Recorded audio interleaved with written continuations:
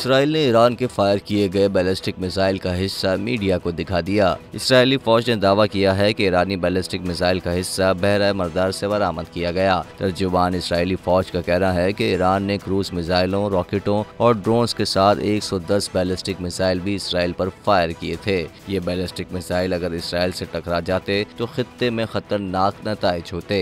Israeli फौज के तर्जुमान ने कहा कि हम ईरानी हमले का जवाब अपने मुंतखब करदा तरीक़ेकार और वक्त पर देंगे।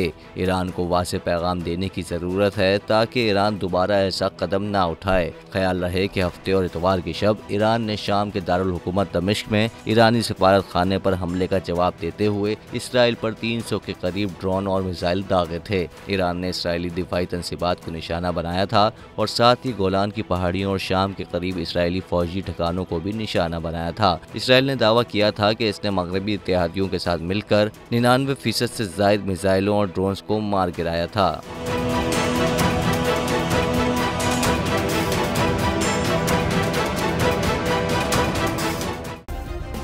सब्सक्राइब करें और बेल दबाएं ताकि कोई खबर रह न जाए।